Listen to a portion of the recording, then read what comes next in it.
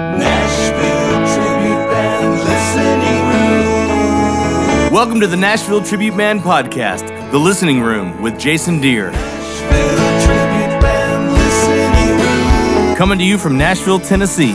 Today's topic is 3 hit Nashville songwriters discuss life, love, and music with icon Janice Kapp Perry. Listen, this is the reason that I wanted to call this, and when I... Are you calling it one of these things that's not like the other? yes, we are. Not for the reasons you're thinking. Well, we're clear. Dan's blurry. That's the thing that ain't like the other. Yeah, that's all right. Dan looks better when he's blurry, so... When I called Sister Perry, or Janice, may I call you Janice? Everyone calls me Jan. Everyone.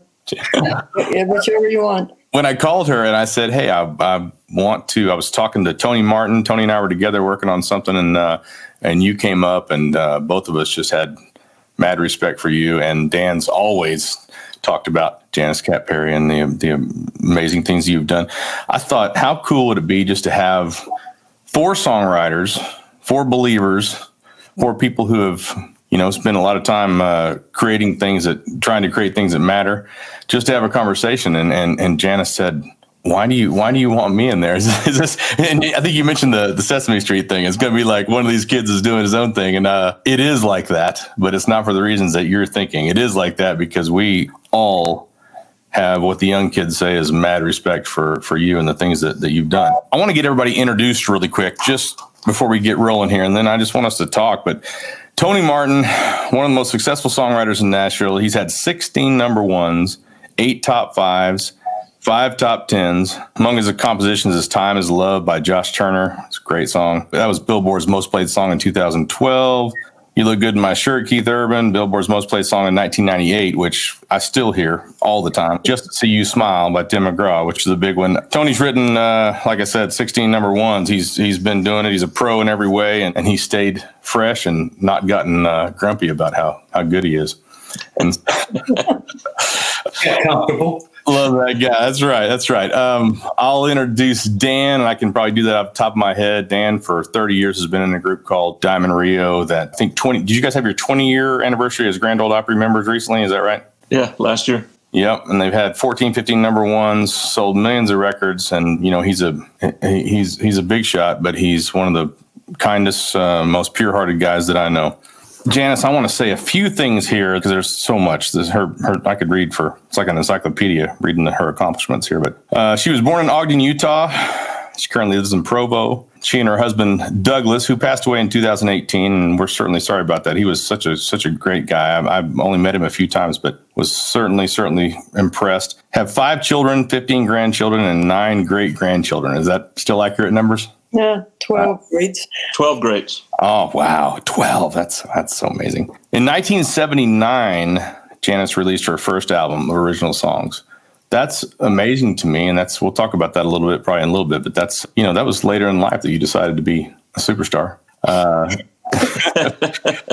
It's amazing that what you've accomplished. More than 2,000 songs, 108 recorded albums, 2 full-length musicals, 8 sacred cantatas, albums in Spanish, Japanese, Portuguese, Korean, and Chinese. Your works have been performed by the Tabernacle Choir at Temple Square, the Mormon Youth Symphony and Chorus, the country duo Brooks and Dunn, which I got to hear about that, Gladys Knight, the list goes on and on and on. Author Joy Saunders Lundberg says Janice has been hailed by some as the most prolific composer in the history of the church. She is a musical phenomenon of our time. Of the 100 greatest LDS songs of all time, Janice's song, A Child's Prayer, was number 1. 7 of her other songs were in the top 27. What I wanted to do before we get to talking here is I just want to take just a second. I want to just listen just for a second because, this is some stuff. Little Tony Martin. Just to see you smile, I'd do anything that you wanted me to, and all. Time is love,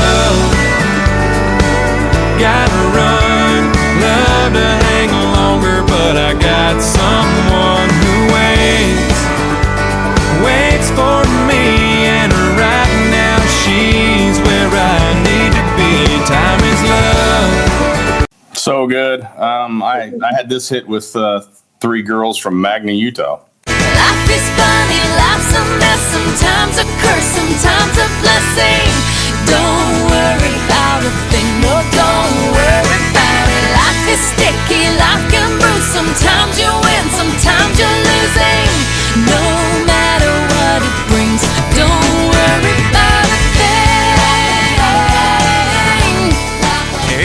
Janice is fool, nothing you can do.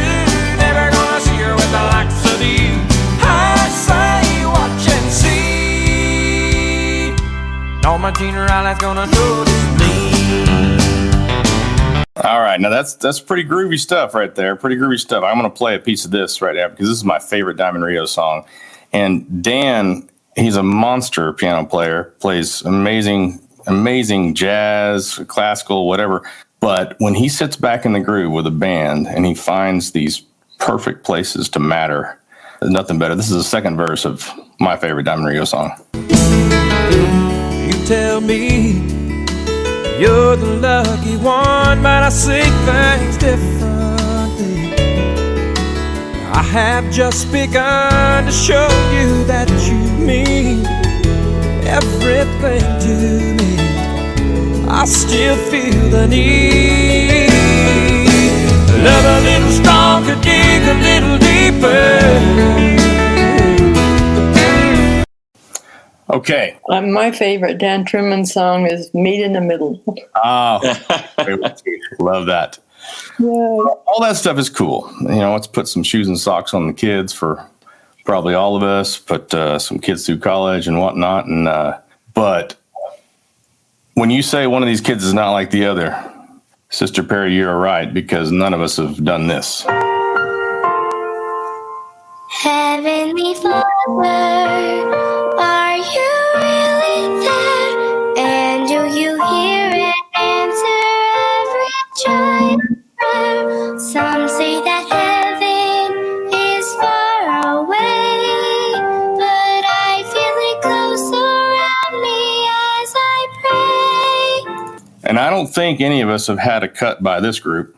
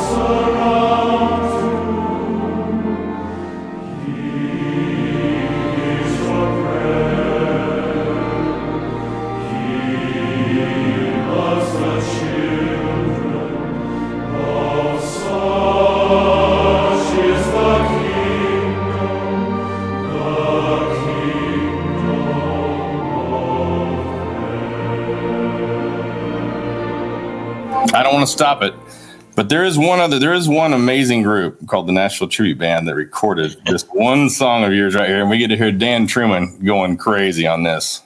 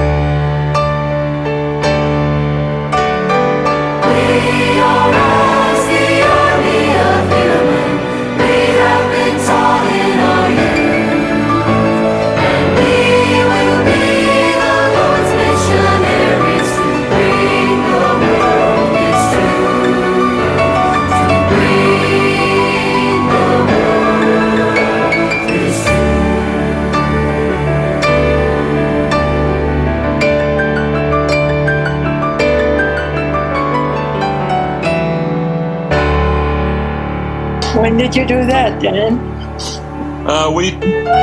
We put that on him. Hey, Janice. Uh-huh. pour me another. I love that ending, Dan. It's always made me feel like somebody's sitting at a bar. I love it. I did too.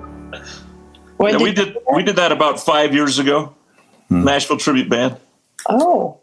Yeah. Okay. Thank you. Yeah. So amazing. I just wanted to play a little piece of kind of what everybody does, and really pointing to the fact that we all love to make music, we love to create, and we all want to make music that matters to somebody out there, that affects somebody in some way. And you have done that to us and done that for us and to so many others. And so Thank you.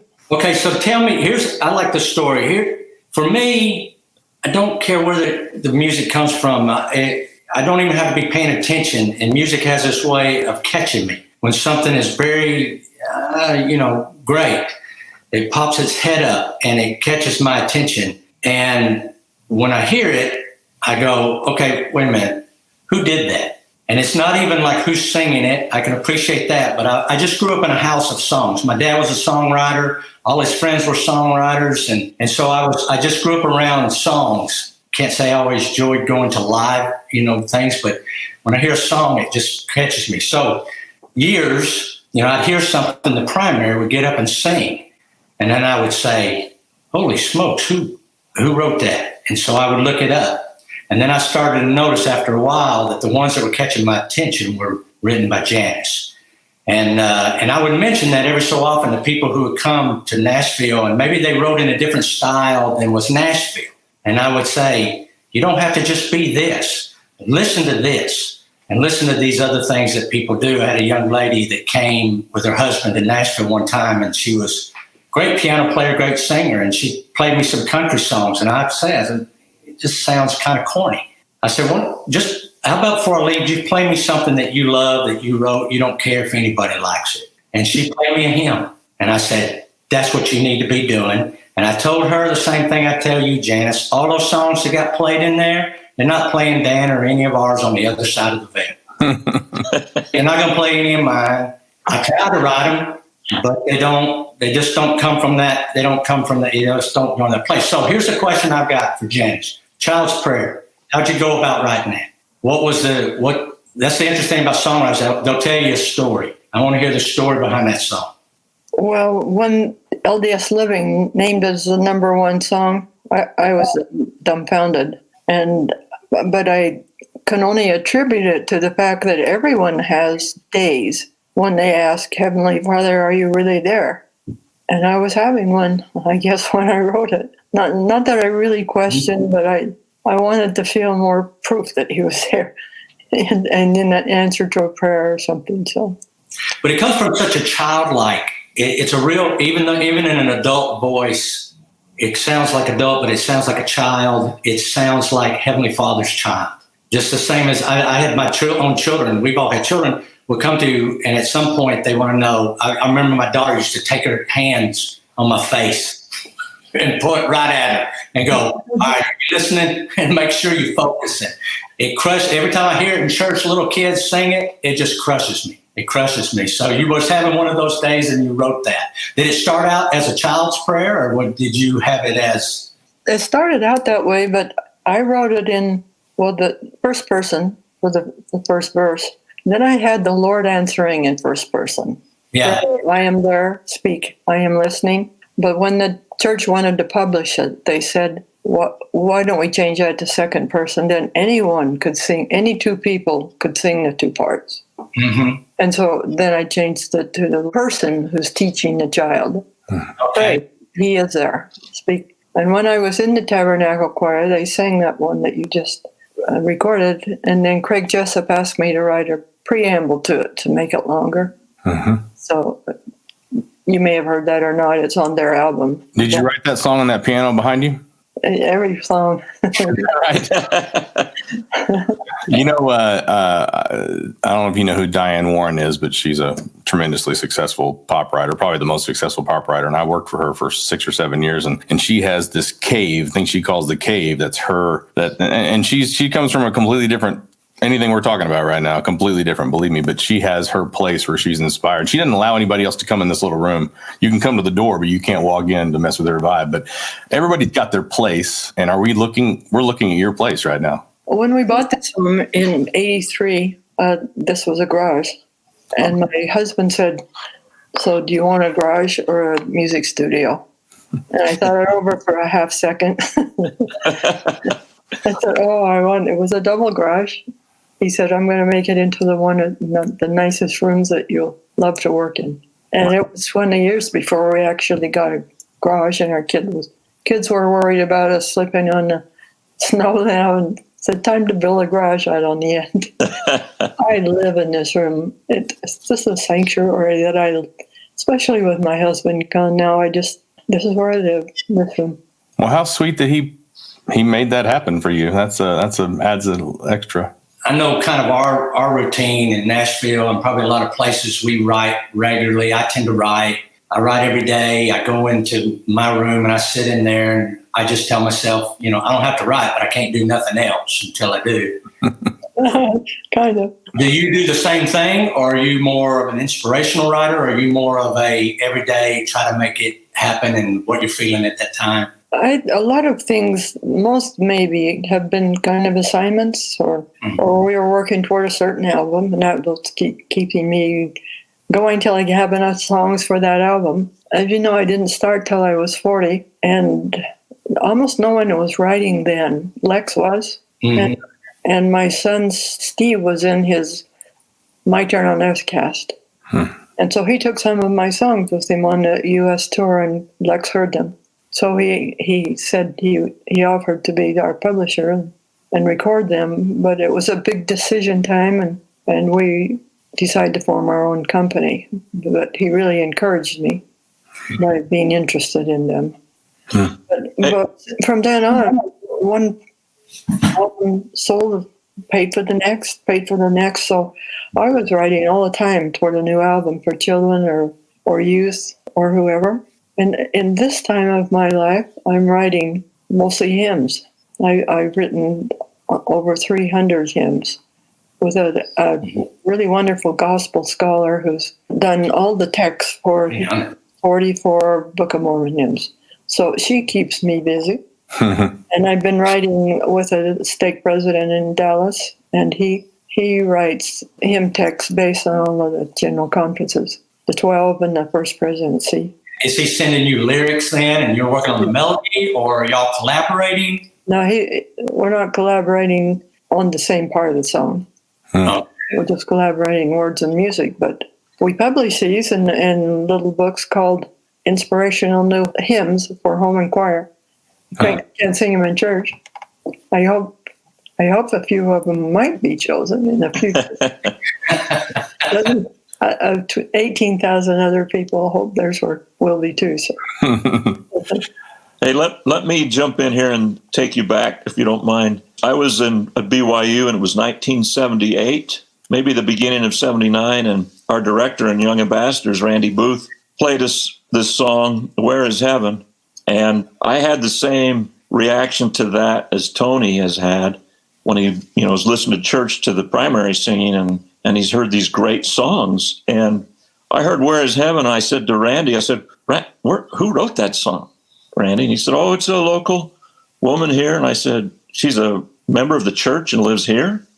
Because in my mind, that was just a great, great song. And we had the opportunity, as you know, Janice, to perform that at Firesides at least for a year or two with Young Ambassadors. And yeah, when I would do, I was the piano player for Young Ambassadors, but when we did Firesides, our director played the piano, and I sang. When we sang Where is Heaven, I could never make it through that song. I was just always so moved. Yeah, and I love what you did with Young Ambassadors. Our kids, our 4 kids were all in that group, and you overlapped with some of them. Good friends with Steve and Joanne, because I was in the group with them, so yeah. Well, I wrote that song because we had a child born to us that just lived for 8 hours, and everyone said, he's safe in heaven, just be comforted. And so then I said, where is heaven? And Did you? I was thinking of him when I wrote it. No, I didn't even know that. Thanks. Was that in 78 that you wrote that, or? And I think it was about then. Right. It's a interesting thing to write songs. And one thing that you've done that's just amazing to me is you can write songs that sound different than what we're used to in the primary hymnals or in the hymnal, and still fit through that eye of the needle that satisfies reverence enough to be acknowledged and used by the church, because there are limitations, as you know, to satisfying a lot of needs when you come up with a song that becomes a quote unquote hit in the hearts of believers and of members of the church. And has that come easily for you, or have you struggled sometimes with fitting through that eye of the needle, so to speak? I can't answer that. I just write what's in my heart. When I had written about 12 songs, and they were mostly children's songs, I sent them to the church. So if they were interested in them, and Brother Moody, who was the chairman, he said, we receive so much music, we can't really evaluate it. We just suggest you go back to your own ward and stake and write for them and bloom where you're planted. He said, if they're good, we'll hear about them. So I did. I think there were several writers who felt to write children's music before we knew there was going to be a children's book. So I did what he said exactly, and I found total fulfillment in it, just in my ward and stake and family. They chose 10 of them for the primary book. So I was preparing without knowing it. I'd say you had it down.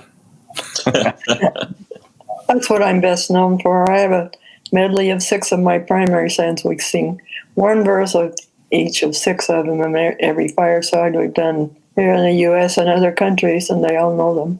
So the beautiful thing for you, Janice, is that you're making money on Sunday without breaking the Sabbath. Well, how am I doing that? I bet your Spotify. I bet you on Sunday, it's like Monday, Tuesday, Wednesday, Thursday, Sunday. Center on there. Like I've always wanted, I want a Christmas standard. So this, it's like having a hit every Christmas, but you're like a hit every Sunday. Woo! Yep. Those songs, and then Monday. All right, back. Boogie woogie. I want to know what song Brooks and Dunn did of yours. Oh, okay. With Orrin Hatch, I co-wrote with him 6 albums of songs. 3 were patriotics and 3 were gospel songs. Okay. And when we had the Olympics here, this Everyday Heroes song. So we had one song left for the album. I went to hear President Bush the first speak in southern Utah, and he talked about everyday heroes. And I thought, I called Laura and said, this is a song, this is our last song. This is what we should write about. So be thinking about your lyrics. And I have some ideas to add too. And so it was a really upbeat song, Everyday Heroes, that was on that was kind of the theme for the Olympics, and they chose it to be on the Olympic CD the year the Olympics were here. I was thrilled. I try real hard to get a Brooks and Dunn cut. Yeah, that's right. It's hard. Well, it doesn't usually work for me either, but it did that once. I won't ask you, Janice, what your favorite song is, or maybe I will. But more when you think back over the years, do you have a favorite moment of someone reacting to one of your songs, where you just kind of say, "Wow, I can't believe I was a part of that moment in someone's life"? Well, that's happened continually. I think when I was singing with the choir and they sang a child's prayer, that was probably a moment that I never will forget. Mm-hmm. And now they do it all the time. It's the letters you get. I'm sure you all know too. The people write to you and just kind of bare their heart to something they went through. And I had somebody write me from prison and ask me why I had him sitting on the front steps instead of the front porch. Was I a Yankee? And I actually started arguing with the letters, defending myself, and then I realized I ain't got to do nothing. Actually, some of my best moments have been when we performed in the prisons. Mm. Yeah. Well, music's pervasive. Okay, so now let me ask you this. I go with a lot of young people. We'll be at concert venues or something, and they've gone because it's, an act is singing their song. It's a new hit song, and they've never had this experience, and they'll be watching the star on stage singing the song, and they'll be just like enraptured at this moment. And I always tell them, turn around. You're missing it. And get them to turn around and see the audience singing along. Now, that's the best feeling in the world, when you realize that these strangers, these people out here are singing something that's come from your experience. It's got to be the best when you're sitting in a chair and see little kids singing your song. Is there anything? I can't believe there's anything better than that. Not on this planet. It was really nice hearing the prisoner sing them, too. I bet. But we toured Yes. 8 cities in Japan and 8 in Taiwan. And they all sang the primary medley every time in their language. Oh. And I had learned to sing it in their language too. Wow. Sort of. So what you're saying exactly right, Tony. It's a powerful experience to know that something has come and made that circle. It kind of made that circle. And it's not even, do you have points sometimes? I know, like, a lot of times people will say something to me, it's like, oh, I love Just See Smile. It reminds me of my grandmother. And I think, well, thank you for not listening to the verses. It's all about breaking up with somebody. I hate that you and your grandmother broke up like that, but they just to see Smile part, and it becomes their thing. It's almost as if it quits being your song anymore. It's sort of out there like a child. It's doing its own thing. Do you have that feeling? Yes, we went to the prison in Gunnison once to do a fireside, and they had a prison choir because they had a really great pianist inmate. And somebody had been teaching them, and so when we finished, they had us sit down and they did a concert for us. And they chose one of my songs that, if I can think of it, there are times when I'm almost overcome by the thoughtless things and the wrong things I've done. I can't think of it. And it's, I don't know, just to hear them sing it with tears in their eyes. Yeah, That I said, be sure and keep track of your music so they won't get stolen. And when I got out to my car, the guard ran out and said, here's all your music. Somebody had it back in their cell. I said he could have kept it.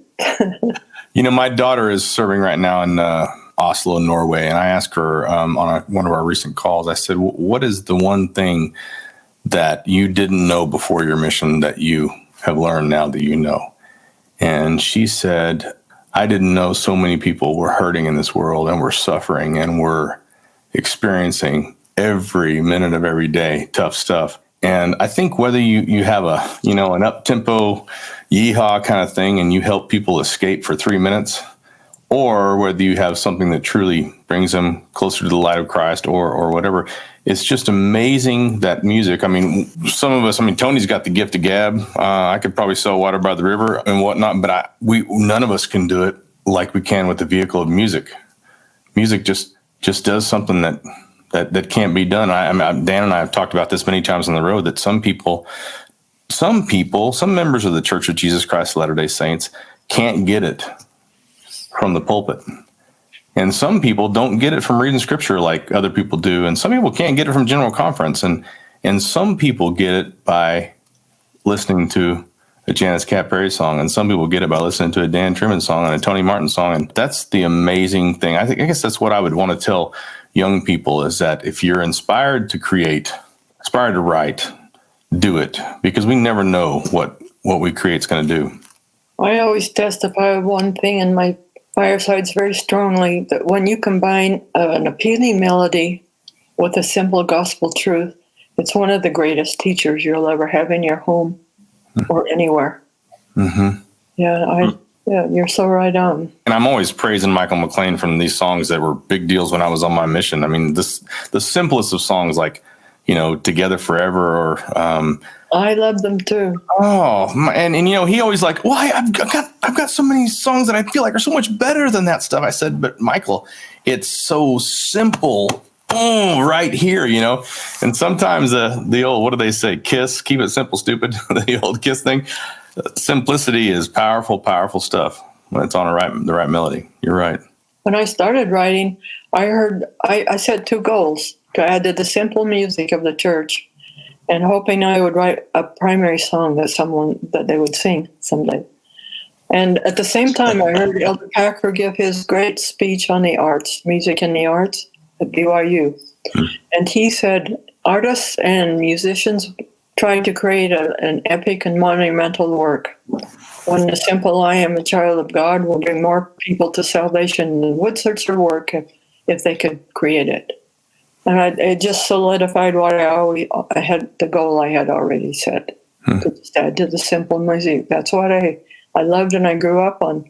Janice, do you remember what Sister Nelson said to us in 2018 at that Deseret Book Dinner in the Joseph Smith Building? President Nelson was there, and Sister Wendy Nelson was there. And she said something that this, as a kid growing up in Oklahoma, outside the bubble, off the mothership, as I often say, who kind of grew up feeling like an outsider in my own religion just a little bit. And, and over the years that's been fixed through lots of experiences. But she said something to me that really hit me that night. To all the creative people in the room, she said, I've been talking to President Nelson about this. And she said, the writers of songs and writers of books, the creative people in this church are a major part of the gathering of Israel.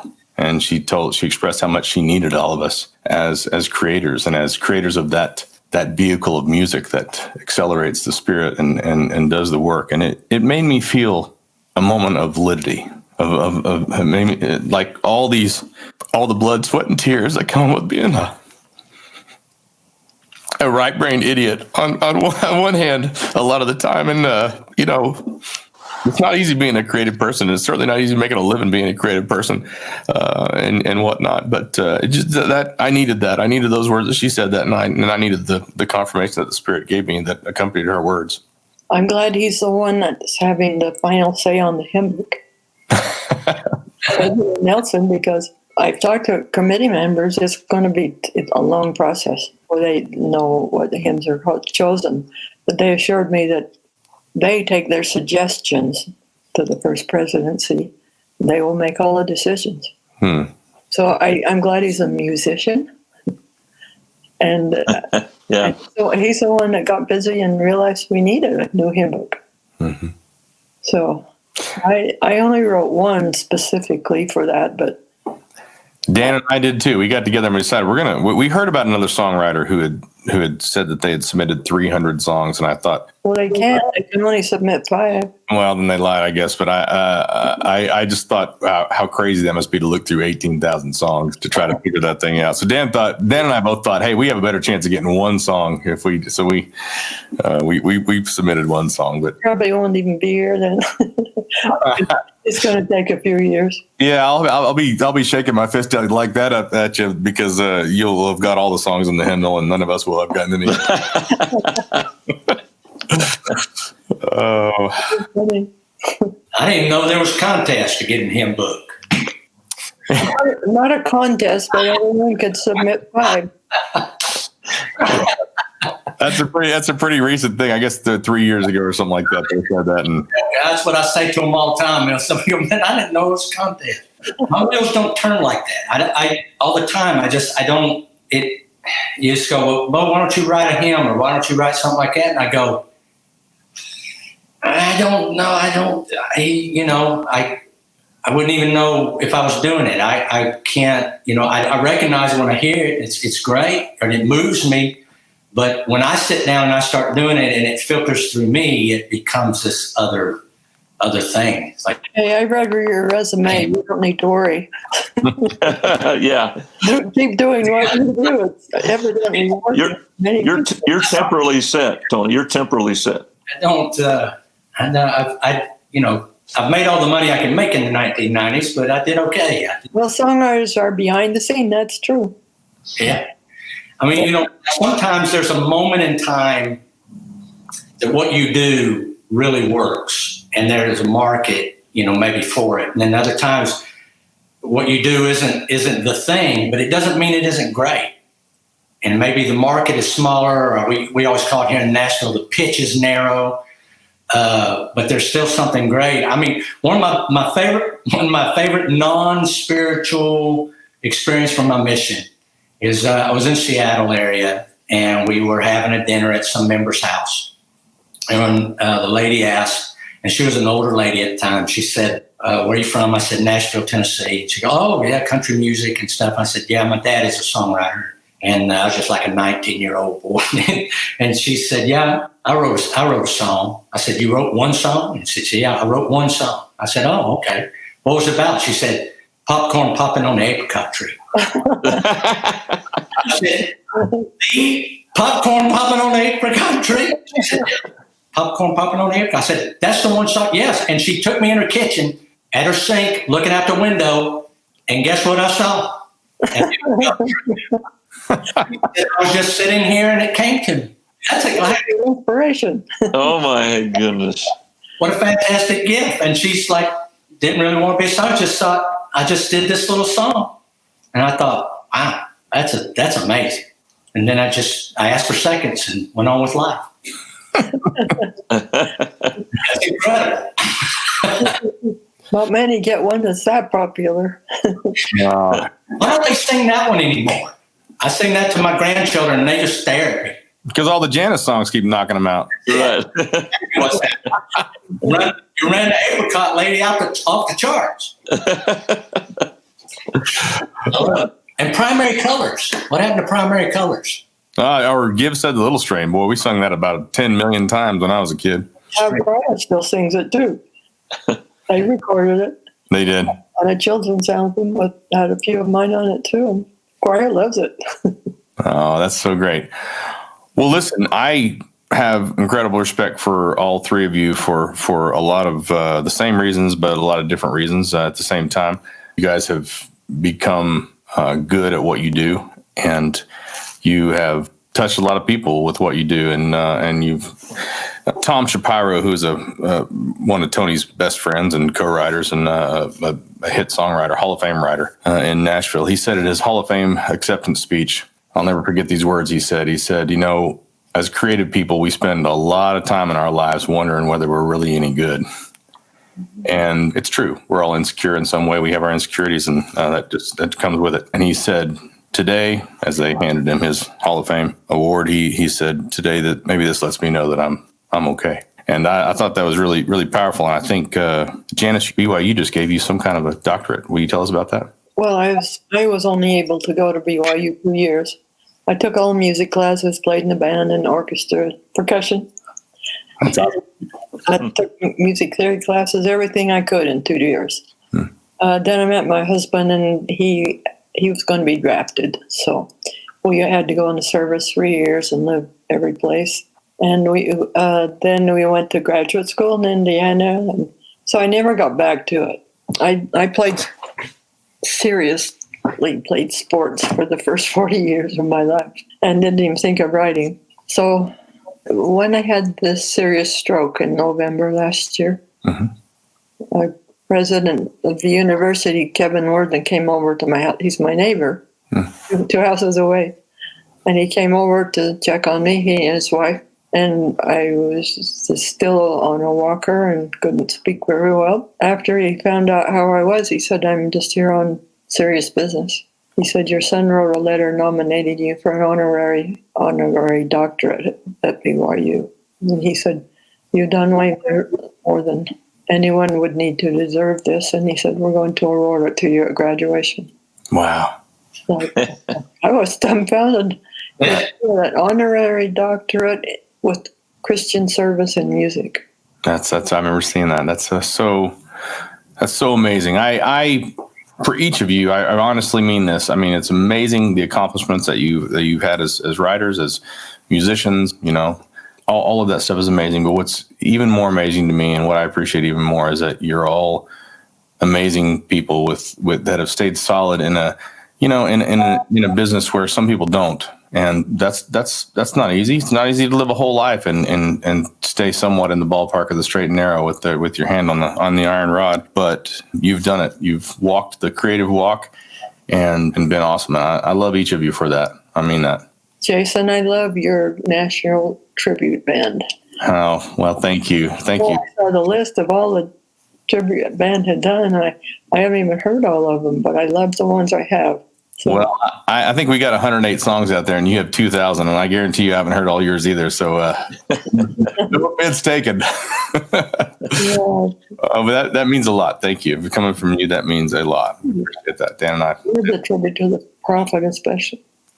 Thank you. Oh, let me just say that there's 3 songs that are really close to us as members of the church, but my favorite 3 have to do because I got to perform them in places that were really unique. And my 3 favorite songs, and they're hymns or songs, are number 1, "Oh My Father." When I was on my mission, I got to sing this with my companion at a memorial service on a pier in Jacksonville Beach.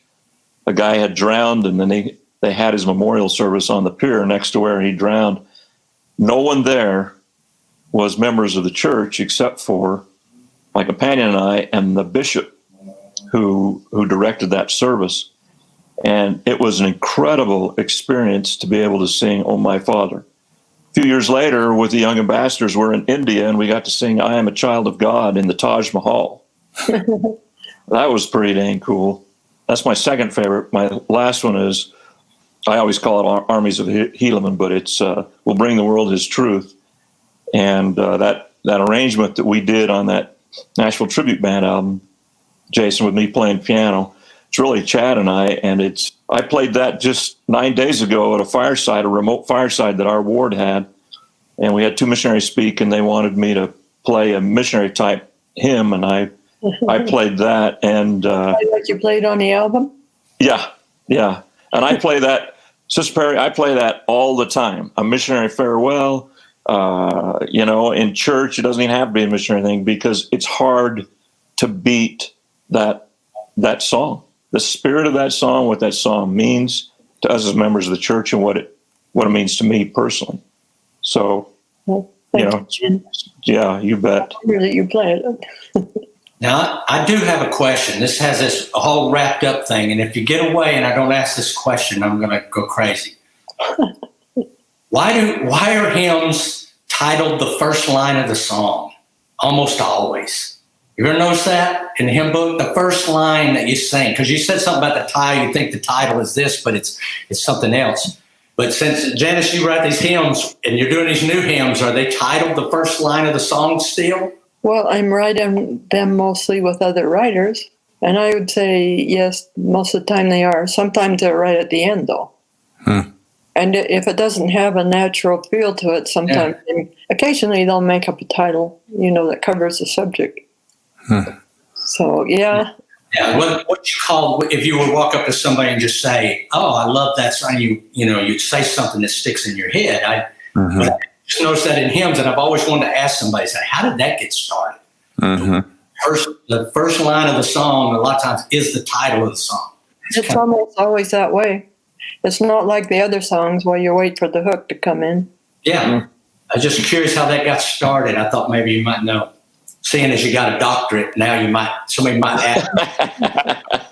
Professor Perry. Perry. Hey, let me ask you about one more song, Janice, because I was on my mission when some young women in Reno, Sparks, Nevada, I guess when I was serving in Las Vegas, I was in Sparks. This was in 88 probably, or 89, and they got up as a young women's group and they sang, I think it was probably the young women's theme of that year, and it was, "Have you received his image in your countenance?" That's your song, right? Yeah. Okay, I didn't want to embarrass myself. I knew that it was. Did you write that song before, or were you asked to write that song for the theme that year? I was back in North Carolina speaking, and I was there on a Saturday night, and they said, besides speaking tomorrow, could you also write a theme song for our Young Women's Conference? It's Inner Beauty, Outer Beauty. And I said, well, these days are all filled. How could I do that by Tuesday? He said, you'll think of a way. I pulled down my bed covers on a red and white striped sheet it says Janice Kapp Perry slept here. Write the song.